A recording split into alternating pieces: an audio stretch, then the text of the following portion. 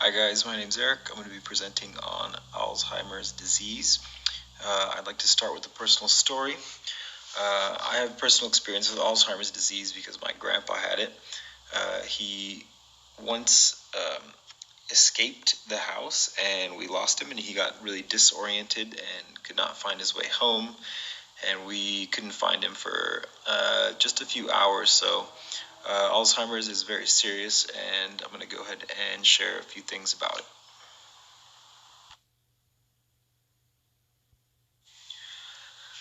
The topics I'm going to go over are: what is it, signs and symptoms, interventions, prognosis, resources, and then I'll share where I got my information from. So the first part is, what is Alzheimer's? Alzheimer's affects the brain. It destroys neurons in the brain. The problem with this is that neurons are what connect the brain to each other. There's over 1 trillion connections, 100 trillion connections in the brain. And when they're disrupted, signals cannot pass through, affecting memory, thoughts, feelings, as well as thinking. Scientists don't completely understand why it kills stuff in the brain, but essentially it happens because the nutrients can no longer move to the cells, and the cells die.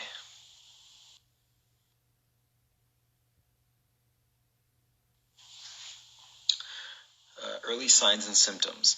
Some of the early signs and symptoms are memory loss that disrupts daily life, challenges in planning to solve problems, difficulties with familiar tasks, confusion with time or place, trouble with understanding visual images and spatial relationships, new problems with words or in speaking and writing, misplacing things and losing the ability to retrace steps, decreased and poor judgment, withdrawal from social and work activities, and changes in mood and personality.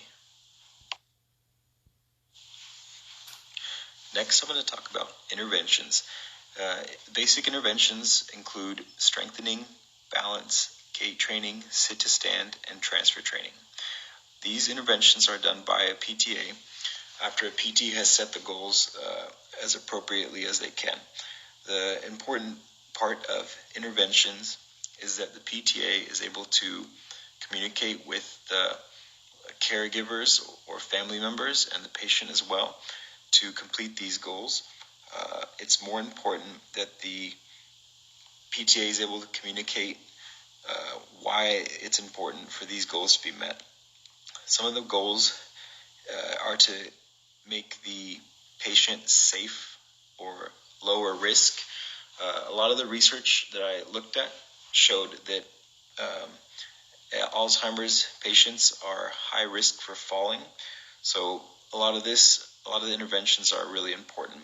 And some of the interventions include making sure that the caregivers are capable of caring for the patient without being at risk themselves.